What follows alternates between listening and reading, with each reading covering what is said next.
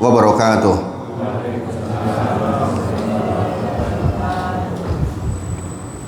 Alhamdulillahi haqqa hamdi nahmaduhu wa nasta'inuhu wa nastaghfiruh wa na'udzu billahi min syururi anfusina wa min sayyiati a'malina may yahdihillahu fala mudilla lahu wa may yudlilhu fala hadiyalah. Asyhadu an la ilaha illallah wa asyhadu anna Muhammadan abduhu wa rasuluh. Allahumma shalli ala Muhammad wa ala ali Muhammad. Ya ayyuhalladzina amanu taqullaha haqqa tuqatih wa la tamutunna illa wa antum muslimun. Ya ayyuhalladzina amanu taqullaha wa qulu qawlan sadida yuslih lakum a'malakum wa yaghfir lakum dhunubakum wa may yuti'illaha wa rasulahu faqad faza fawzan 'azima. Subhanaka la ilma lana illa ma 'allamtana innaka antal alimul hakim. Bismillah li sadri wa yassir li amri wa hlul 'uqdatam min lisani yafqahu qawli. Amma ba'd. Bapak Ibu sedaya, kita sangat bersyukur kepada Allah sedaya nikmat ingkang kita tampi. Tidak bosan mengingatkan nikmat ini titipan dari Allah. Maka karena titipan semestinya kita gunakan sebaik mungkin. Karena titipan pada saatnya nanti akan dimintai pertanggungjawaban.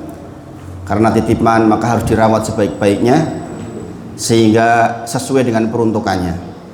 Tidaklah Allah memberikan nikmat kepada kita kecuali supaya kita bisa beribadah kepadanya. Jadi sedaya nikmat ingkang kita tampi hari ini adalah fasilitas dari Allah untuk mengibadahinya. Oke.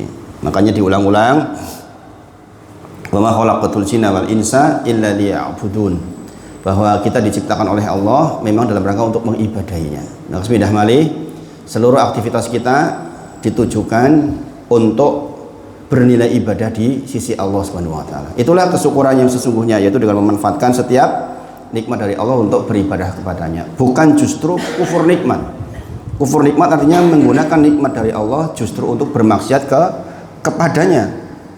Dengan mata yang sehat justru kita membuang waktu, dengan pendengaran yang baik justru kita membuang waktu, dengan badan yang sehat justru kita melangkah ke tempat yang nggak diizinkan. Maka itu namanya kufur nikmat. Sayangnya kabar buruknya memang yang syukur nikmat itu sedikit, Bapak Ibu. Selalu diingat-ingat, mudah-mudahan kita termasuk orang yang sedikit itu. Itu orang-orang yang mau meluangkan sebagian waktunya untuk mempelajari risalah indah dari Allah Subhanahu wa taala yang dititipkan kepada Nabi Muhammad sallallahu alaihi wasallam, yang dia adalah manusia terbaik yang pernah melangkahkan kakinya di bumi, dan disebut sebagai laqad kana lakum fi rasulillahi uswatun hasanatun. Memang di dalam diri Rasulullah ada contoh yang terbaik. Maka setiap pergerakan hidup kita seharusnya diukur apakah ini sesuai dengan contoh dari Rasulullah atau justru sebaliknya. Cara kita melihat, cara kita mendengar, cara kita berbicara, cara kita berumah tangga, cara kita menghadapi anak, masing-masingnya sudah ada contoh dari Nabi Muhammad sallallahu alaihi wasallam. Mudah-mudahan kita termasuk orang yang diberi kesempatan oleh Allah untuk terus istiqomah di atas jalan yang lurus. Kita berdoa, ya muqallibal qulub tsabbit qalbi ala dinik. Wahai zat yang membolak-balikan hati, tetapkan hati ini di atas agama yang lurus, agama Islam, yang akan menjadi wasilah kita pulang kepada Allah dan insya Allah ditakdir untuk masuk surganya di yaumil akhir kelak, insya Allah. Berbanyak sholawat kepada Nabi Muhammad sallallahu alaihi wasallam, karena sesungguhnya Allah dan malaikat juga bersholawat. Maka kita orang-orang beriman diperintahkan untuk bersholawat. Maka perbanyaklah sholawat sebagai bentuk kita sangat bersyukur dengan datangnya suri toladan yang baik buat kita. Bapak Ibu semuanya, kita masih di kitab Al-Adabul Mufrad, Al-Adab Al-Mufrad. Kemarin sudah sampai di pembahasan hadis yang pertama dan kedua, yang kedua tentang ridhollah fi ridhol walidain. Ridhonya Allah bergantung kepada ridho kedua orang tua kita. Wa suqtullah, demikian juga murkanya Allah fi suqtil walidain, di dalam marahnya kedua orang tua kita. Nah, ini kita melihat dua peran nih. Sebagai orang tua kita jangan mudah marah, karena marahnya Allah juga sangat bergantung kita marah atau tidak kepada anak kita. Kita boleh marah hanya di bagian-bagian yang memang berselisih dengan Allah. Artinya anak kita menyelisih perintah Allah, ya kita marah. Makanya hati-hati jadi orang tua nih. Ini kan peringatan bukan hanya untuk anak-anak tapi orang tua juga. Karena ridhonya Allah bergantung pada ridho orang tua. Marahnya Allah bergantung pada marahnya orang tua. Makanya kalau anak kita dipandang kok ya urung patut dieman atau berpotensi membuat kita marah, ya tahan dirilah orang tua. Karena apa? Ridhollah fi ridhol walidain. Ridhonya Allah bergantung kepada ridho kedua orang tua kita. Wasuktullah, marahnya Allah, murkanya Allah bergantung kepada suktil walidain, marahnya kedua orang tua kita. Ini diingatkan Bapak Ibu semuanya untuk anak-anak kita supaya menjadi generasi terbaik harus betul-betul menjadi orang yang sangat menghormati orang tua, demikian juga orang tua sangat menyayangi anaknya. Jadi Allah menggandengkan ridho dan murka ini. Jadi Allah menggandengkan ridho dan murka ini terhadap ridho dan tidak ridhonya orang tua kita. Maka adalah tugas anak soleh menyenangkan hati orang tuanya.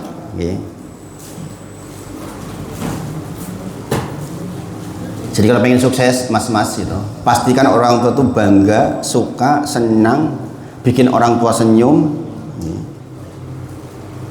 Dia akan menceritakan kita dengan bangga ke tetangganya, ke temannya. Anakku ini masya Allah gitu. Wah subhanallah anakku ya nyepet di Nepal loh, repot. Pastikan jadi anak orang tua terlalu cerita ya di luar. Masya Allah anakku ya rajin nih, masya Allah. Nek nunggu mah bersih rajin ya sinau sholat nih barang telat, masya Allah itu tuh kayak gitu tuh loh, ya kan? Kalau kita diceritakan orang tua bangga belas ya anakku lah aku sholat angel ya repot itu, repot gitu. Jadi sebenarnya ringan. Makanya di dalam agama Islam itu jangan panjang angan-angan, pendek angan-angan. Apa maksudnya? Bahagiakan orang tua. Sukses dengan bisa beli pesawat, bisa apa saja itu sesungguhnya berangkat dari menyenangkan orang tua. Karena apa? Ridhonya Allah bergantung pada ridho orang tua. Kalau orang tua kita senyum, kalau orang tua kita puas, orang tua kita bahagia, yakin jenengan sukses, yakin. Sebaliknya kalau orang tua ngrekoso, prihatin, ngelus dodon itu jenengan, waduh, itu bahaya itu. Itu tanda-tanda madsu, masa depan suram. Subhanallah. Demikian orang tua diuji kesabaran oleh anak-anak, jangan melaknat, karena laknatnya jenengan laku. Apalagi kalau pas bertepatan dengan waktu makbulnya doa, bahaya sekali. Ujian Bapak Ibu, ujian. Jadi orang tua itu ujian. Nah, kita kan kadang-kadang digoda oleh setan. Anak yang dilalui misalnya orang patio manut terus mangkel. Keluar kalimat-kalimat ele-ele, ini bahaya. Jangan Bapak Ibu. Sama-sama berlatih.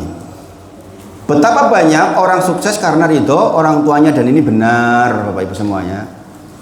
Jadi kalau kita ingin punya anak sukses ya kita jadi orang tua harus ridho. Ridho itu artinya apa? Puas dengan yang ada.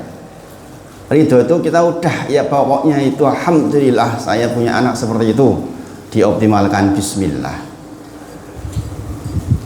Ridho uki sirru taufiki. Sesungguhnya keriduanmu ibuku adalah kunci keberhasilan. Begitu ada peribahasa dalam bahasa Arab begitu. Ridho uki sirru taufiki. Itu peribahasa bahasa Arab. Ya ibuku janjane ridho jenengan niku loh. Sesungguhnya ya itulah sukses saya. Jadi makanya jadi ibu harus ridho, anak cari perhatian biar orang tua jadi ridho. Nah, ini kalau sama-sama belajar enak. Ridho kaya ummi miftahu najahi, dalam kata lain. Ridho kaya ummi, keriduanmu wahai ibuku, miftahu, kunci najahi. Najah itu keberhasilan. Jadi kita harus betul-betul memahami konsep-konsep seperti ini. Saya pilihkan di Masjid Al-Ma'arij dengan kitab Al-Adab Al-Mufrad. Saya berharap lingkungan Masjid Al-Ma'arij itu bisa menjadi contoh buat yang lain, bahwa orang ngaji itu ya adabnya apik tenan. Untuk fikih sekali lagi datanglah ke Al-Yakin. Saya membayangkan jangan pakai mobil ke sana bareng-bareng terus ke sana. Masya Allah nih. Karena pelajaran agama banyak banget nih, nggak mungkin kita borong semuanya nih, harus dibagi-bagi.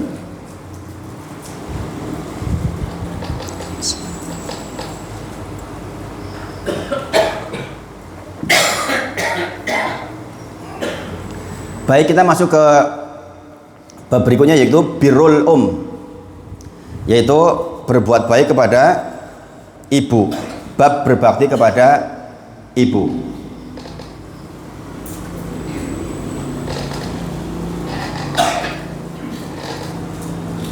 Sepertinya saya salah posisi nih. Dada kirinya sakit ini. Kadang-kadang gitu nih.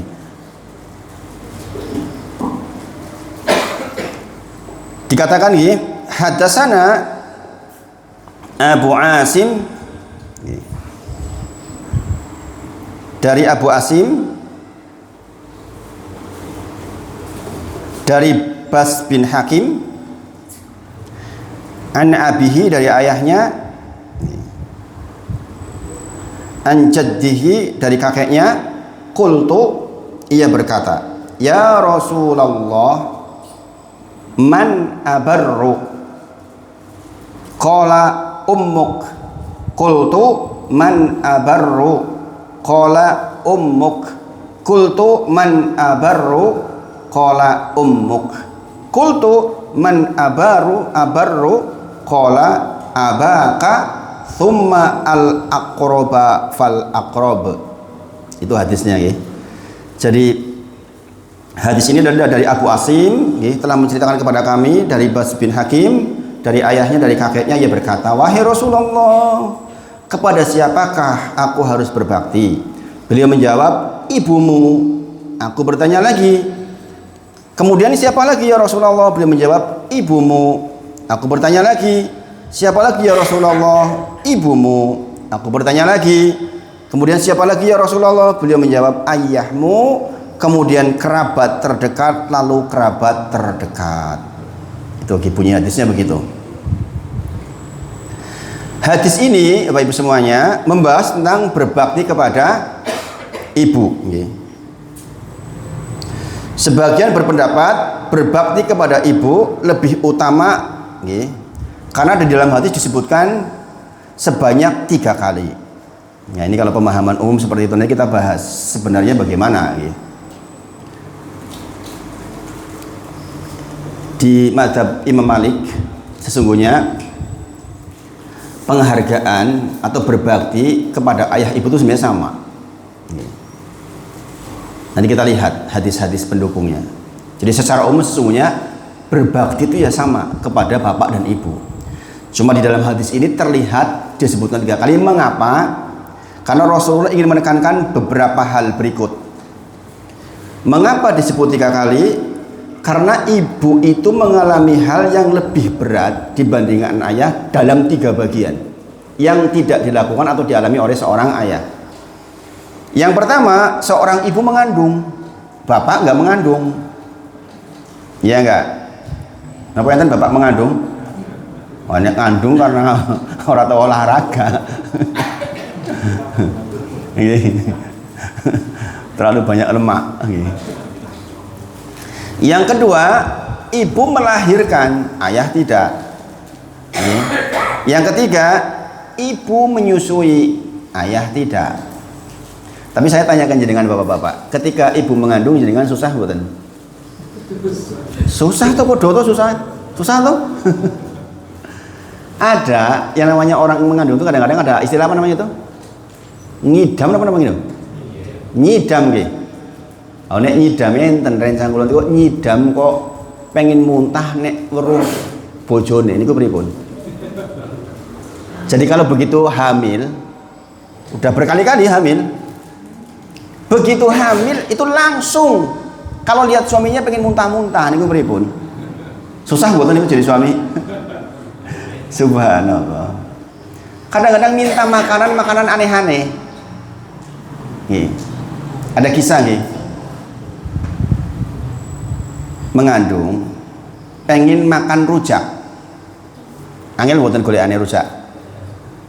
Angel mboten. Mboten angel to rujak, ngomong rujak mawon. Tapi itu sekonyong-konyong minta rujak, rujak yang lagi dimakan orang. Aku itu oke, aku ki pengen rujak singkai, nggone ibu sing lagi didahar. Subhanallah, ya orang mumet piye bojone niku. Untunge dikeki karo wong mungkin longgar. Subhanallah. Dimatiin coba Mas. Saya kok agak nggak nyaman ininya nih.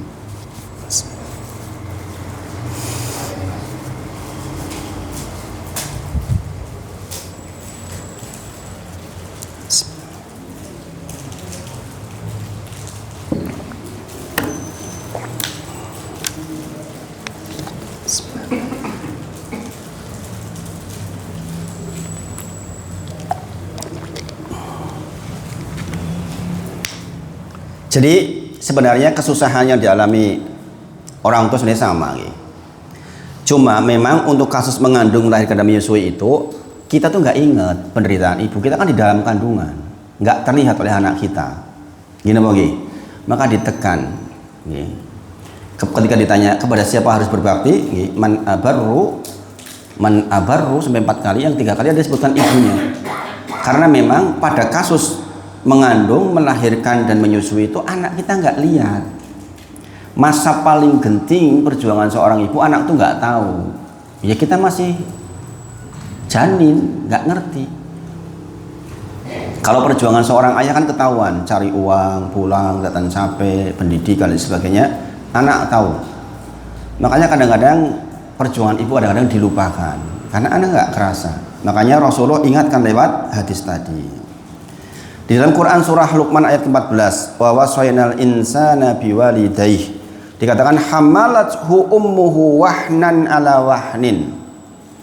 Kami mewasiatkan kepada manusia agar berbuat baik kepada kedua orang tuanya. Ibunya telah mengandungnya dalam keadaan lemah yang bertambah-tambah dan menyapihnya dalam 2 tahun. Wasiat kami, bersyukurlah kepadaku dan kepada kedua orang tuamu, hanya kepadaku kamu kembali. Wa wasaynal insana biwalidayhi hamalathu ummuhu wahnan ala wahnin wa fisaluhu fi amain aniskurli wali walidaik ilayal masir.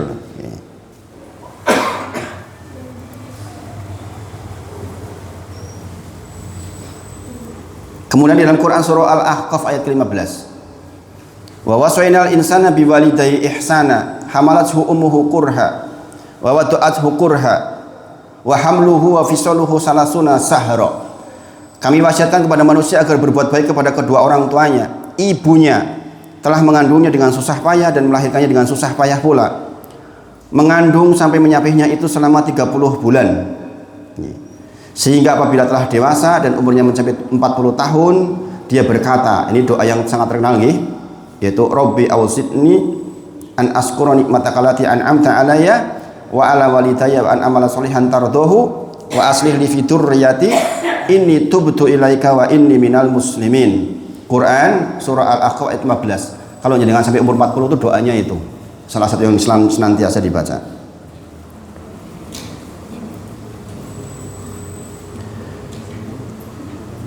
Jadi dari dalil ini di mazhab Maliki berpendapat bahwa berbakti kepada keduanya sebenarnya sama aja, tidak dibedakan.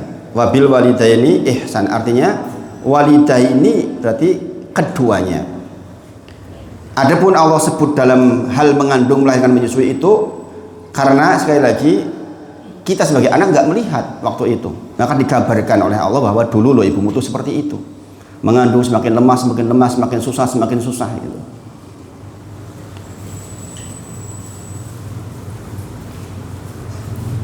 Jadi kita itu makhluk yang lebih bisa menerima atau bersyukur karena melihat dan merasakan.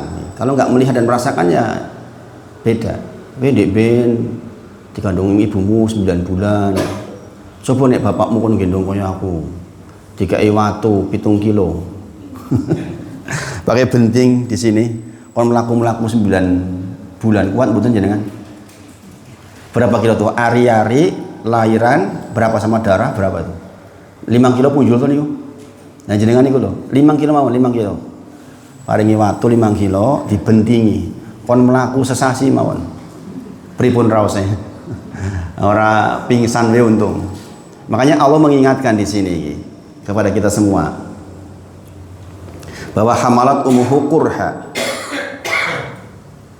Sementara kalau ayah, anak sudah gede melihat perjuangan ayah kerja kayak duit, bekerja di sawah misalnya atau bekerja dimanapun. Walaupun zaman sekarang banyak juga ibu-ibu yang bekerja, sehingga kalau kepada ayah, insya Allah anak niku gampang deh bersyukur, ketok. Jadi kepada ibu seringkali dilupakan, dan biasanya cah ki wani ki maring ibu. Ini apa nggih? Kalau kepada ayah dikeplak nek wani. Kalau ibu niku pripun? Semakin lemah. Maka perhatian kepada ibu itu memang beda dibandingkan kepada ayah. Walaupun sekali lagi persoalan berbakti ini kepada kedua-duanya. Jadi intinya dari hadis tadi, kenapa disebutkan 3 kali? Supaya diperhatikan lebih.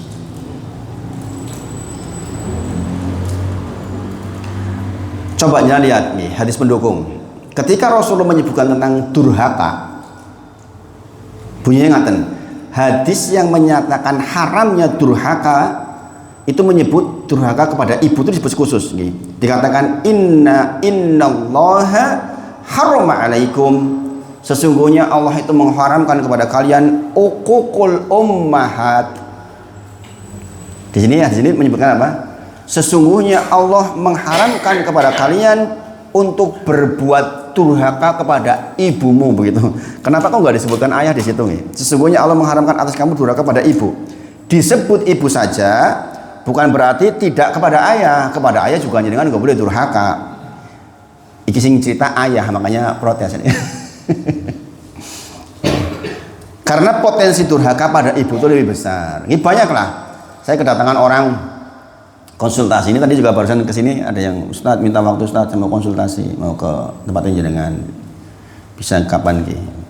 Kadang-kadang ada orang datang ke rumah bawa anaknya, Ustadz saya gimana ya, anak saya pujan galak sama saya gitu, langsung melolor di situ mata anak roh ibu malah praktek lagi diceritain sama ibunya, anak saya itu Ustadz nggak diberitahu supaya nggak galak sama saya, malah di depan saya. Kadang-kadang kayak gitu nih, subhanallah. Karena memang ibu tuh lebih berpotensi didurhakai dibandingkan ayah. Sekali lagi nih, bapak didurhakai ngantem. Nggih. Oh, ibu niku lho tenagane mawon pun boten pati kuat. Jadi sekali lagi penyebutan itu menunjukkan butuh perhatian lebih untuk kasus berbakti kepada ibu. Setahu saya kebanyakan sih ibu tuh lebih panjang ya umurnya. Gini mau gini. Apakah memang selisih umur? Kalaupun sama, itu biasanya ibu tuh lebih panjang. Ketika ibu sudah sendirian, itu kan butuh banget perhatian, gitu. Masya Allah.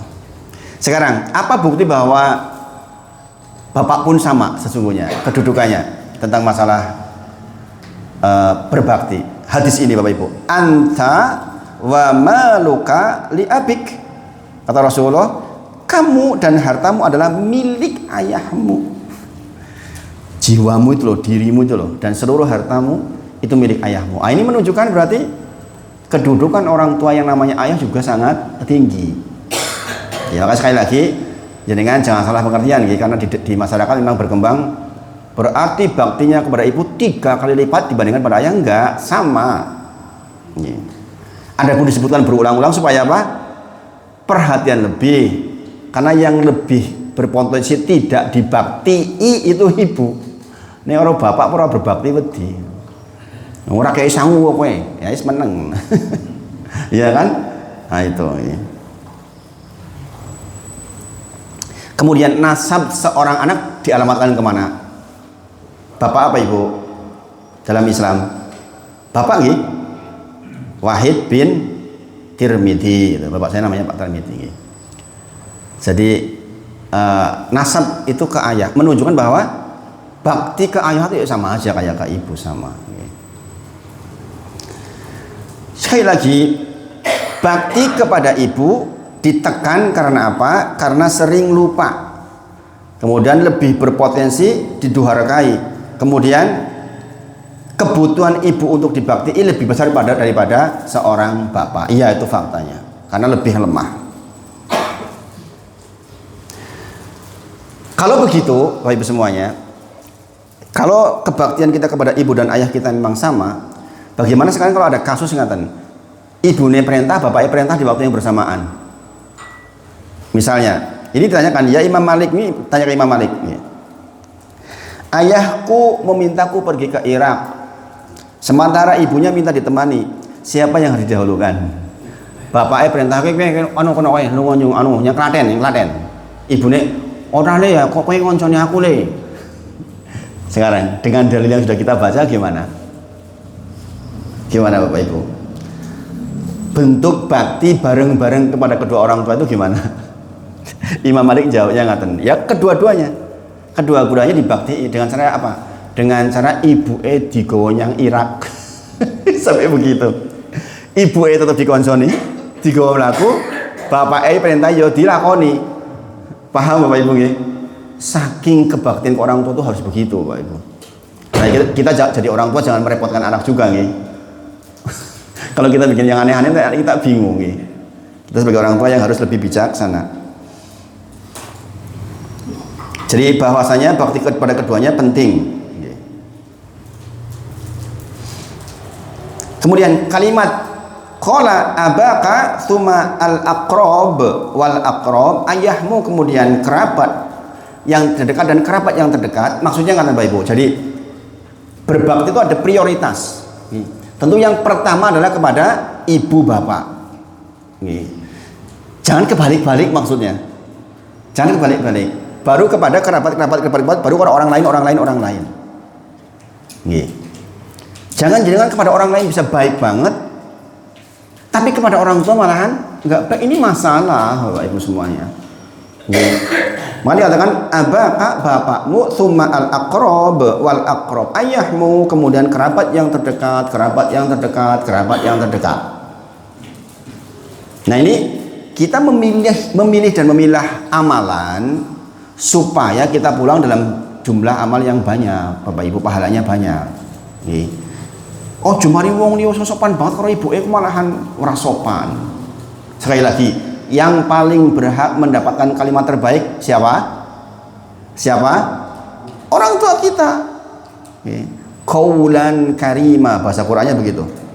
Pilih betul, nek badhe sanjang kalit yang sekutu dipilih betul. Nek iso kromo ya kromo sing paling apik. Aja gruda-grudu. Wong kondo wae ora entuk kok saya meneh mboten sopan. Nggih. Sekali lagi Bapak Ibu, jenengan bayangkan. Ini tuh kita sedang bicara tentang masalah sukses yang besar loh Bapak Ibu. Inilah cara sukses yang besar ini. Mau sekolah dimanapun, profesinya apapun, kunci sukses itu ya ini, yaitu kedua orang tua kita ridho sama kita itu. Rasah neko-neko mas-mas, gak usah mikir neko-neko teknik apa ini itu untuk sukses. Ketahuilah kalau buat orang tua kita ridho, yakin dengan sukses. Buat Allah mudah buat dengan sukses.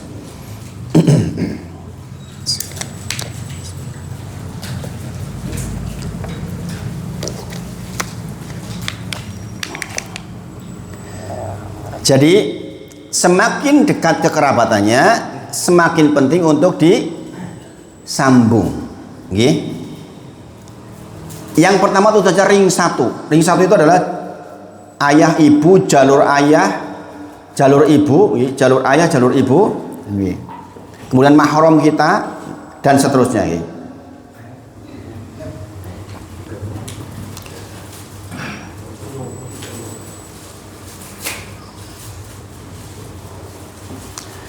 Kemudian ada beberapa kasus di masa Rasulullah Shallallahu Alaihi Wasallam. Mohon maaf Bapak Ibu, saya agak nyaman ini ya, makanya agak putus-putus nih saya. Anna rojulan ata ibna Abbas radhiyallahu anhuma faqala, saya meminang seorang wanita, tetapi perempuan itu menolak pinanganku.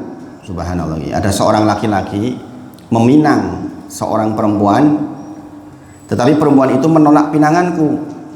Jangan ditolak raosnya pun.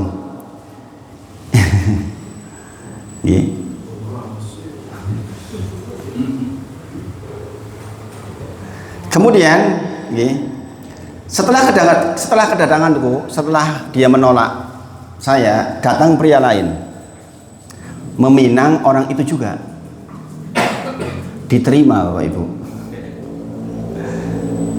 Kemudian dikatakan di sini faghirtu, saya pun cemburu alaiha, kepadanya, fakotal tuha, kurang ajar tenan ini, maka tak bunuh perempuan itu.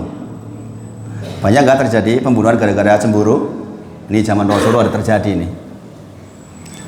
Ini Rasulullah SAW baru saja meninggal waktu itu, baru aja meninggal. Bukan, ini masih. Nanti yang kisah satunya, mohon maaf. Ya. Dikatakan faghirtu alaiha, fakotal tuha, maka saya bunuh dia karena saya cemburu. Sisan we, orang gelem karo aku, gelem karo wong liya pateni we. Subhanallah. Zaman sekarang ini berulang, Bapak Ibu. Seorang suami atau seorang istri membunuh suaminya atau sebaliknya gara-gara cemburu. Urung dadi bojone kadang-kadang. Zaman sekarang orang udah pacaran itu loh. Pacaran selingkuh ya bin wae pacaran kok selingkuh. Urung dadi bojone dipateni, subhanallah. Di zaman itu pun sudah terjadi. Faghirtu alaiha faqaltuha. Kemudian dia mengatakan fahali min taubah, apakah tobat saya masih bisa diterima? Coba ini orang melakukan dosa besar nih, membunuh, subhanallah. Faqala ahayun ummuk, maka Ibnu Abbas mengatakan ahayun ummuk, apakah ibumu masih hidup? Qala lah, ibu saya sudah meninggal. Qala tub ilallahi azza wa jalla wa taqarrub ilaihi mastata'ta. Kalau begitu ya sudah, kamu tobat semampumu, semoga Allah ampuni. Qala Atha bin Yasar, kemudian Atha bin Yasar datang kepada Ibnu Abbas. Fadhahabtu fasa'altu Ibnu Abbas, kemudian dia pun bertanya kepada Ibnu Abbas, lima sa'altahu an hayati ummihi, kenapa engkau tadi tanyakan kepada dia, itu yang orang yang membunuh orang itu, tentang ibunya masih hidup atau tidak? Faqala inni, sesungguhnya aku la a'lamu, tidak mengetahui amalan, suatu amalan aqraba ilallahi azza wajal, yang lebih dekat, lebih dicintai, lebih disukai oleh Allah min birril walidah, dibandingkan dengan birril walidah, dibandingkan berbuat baik kepada orang tua, khususnya ibu dalam kasus ini. Jadi ini dalil bahwa betapa yang namanya berbakti kepada ibu, berbakti kepada orang tua itu punya pengaruh yang sangat besar, hatta sampai dosa membunuh itu bisa dihapus dengan itu. Sekali lagi, ini bukan perintah, mateni wong berbakti ben. Bukan. Sebuah kejadian yang sudah sangat terlanjur.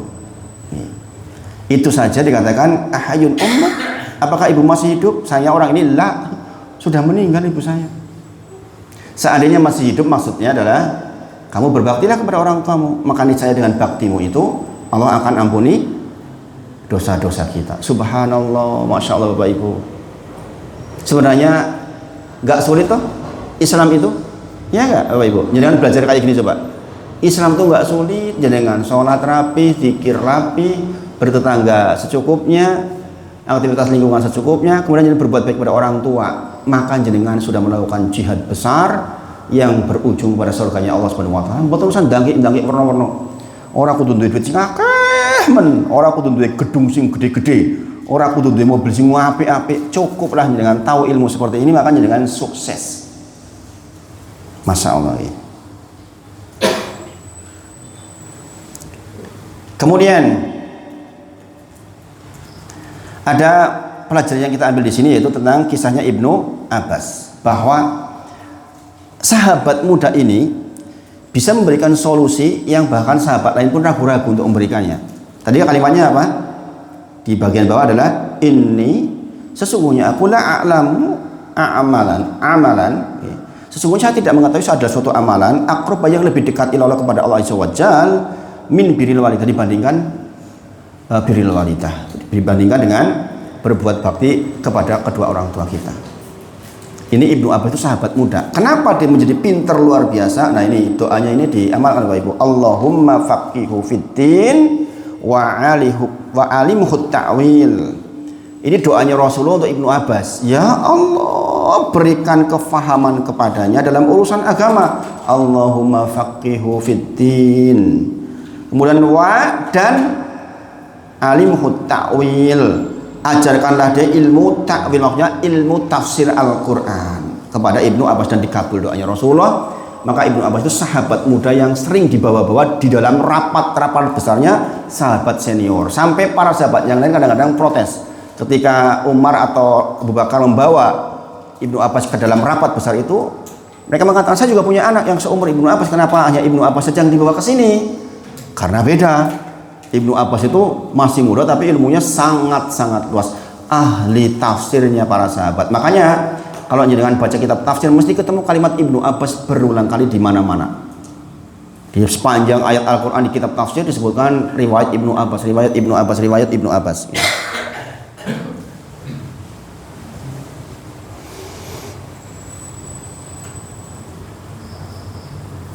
Jadi kisah ini adalah kisah tentang seorang lelaki yang melakukan dosa besar dikarenakan cemburu, kemudian dia membunuh. Inilah bahayanya cemburu, akan mengantarkan kepada kezaliman yang sangat besar. Sebagaimana Qabil membunuh Habil juga karena kecemburuan, sebagaimana saudaranya Yusuf mencelakai Yusuf alaihissalam karena kecemburuan. Untungnya orang ini diberi taufik bertanya kepada ahli ilmu, bukan hanya ahli ibadah. Itu taufik dari Allah. Kita tuh ditemukan dengan orang pinter, ditemukan dengan orang soleh, itu taufik. Bapak Ibunya harus bersyukur. Kok saya kebetulan ditemukan orang pinter karo wong soleh itu tuh taufik dari Allah. Nggak semua orang begitu Bapak Ibu. Jangan kebayang nggak kalau jangan ketemu guru yang kemudian jangan yakini kebenarannya, jebule tersesat niku pripun. Dan sekarang banyak. Saya itu ada jamaah yang selalu kirim ke saya video dari dai yang tersesat. Dia meyakini itu benar. Ada. Sering kirim videonya ke saya. Ustadz, ini videonya bagus banget ya Ustadz itu. Konfirmasi ke saya. Saya kok senang banget dengan Ustadz ini ya, subhanallah. Padahal itu jelas tersesat. Kebayang nggak coba? Saya mau langsung berikan keterangan tegas, takut mutung. Ada yang seperti itu Bapak Ibu. Rutin kayak gitu, kirim ke saya. Saya barusan menyelesaikan video ini Ustadz, ini bagus sekali Ustadz. Itu dai-nya dai yang tersesat. Saya nggak sebut namanya terkenal Ada orang dulu membunuh 99 nyawa kemudian bertanya kepada ahli ibadah. Maka dia pun akhirnya ditanyakan, bagaimana? Apakah saya masih bisa diterima tobatnya? Ya, ahli ibadah dia berfatwa dengan perasaannya, bukan dengan ilmunya. Dia mengatakan, aku sing ahli ibadah yang bumbuan lah, kowe sing mateni wong 99 ya wis tepat ini hisan jelas. Malah mati to niku digendep ke 100. Makanya kalau dimintai fatwa itu harus hati-hati, dilihat sing dikai fatwa mau kaya apa. Lagi susah banget minta pendapatnya nambah susah, wah diantem jenengan. Ini kasus ini terjadi. Kemudian alhamdulillah dia dapat taufik untuk bertanya kepada orang alim. Gimana, saya sudah membunuh 100 orang, apakah saya masih diampuni? Masih. Karena berfatwa dengan ilmu. Kita sama-sama tahu akhirnya orang ini disuruh pergi ke tempat orang-orang soleh. Dan kita sama-sama tahu dia belum sampai ke tempat orang soleh, sudah meninggal dulu di tengah jalan. Maka berebutlah antara malaikat yang akan mengadab atau yang beri rahmat. Maka jadi rebutan. Ini masuk kemana ini?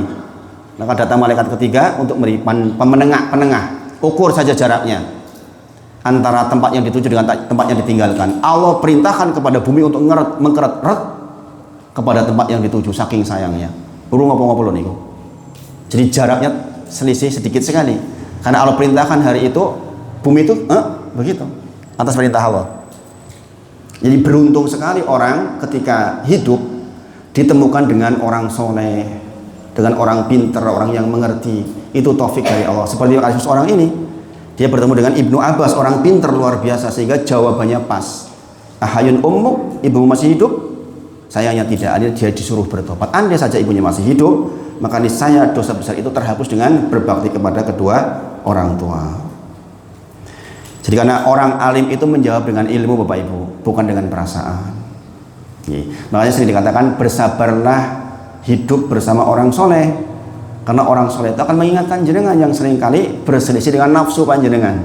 Orang itu iki, Arab ini orang yang harus sabar itu, karena dia menyampaikan dengan ilmu, dengan dalil, bukan dengan perasaan. Oh ketok ini koyo ngono yo ora apa-apa yo. Ini masalah ini. Nggih. Jadi kalau hukum tetap hukum. Soal belum bisa ya belum bisa. Misalnya contoh saya ditanya tentang rokok nih misalnya nih.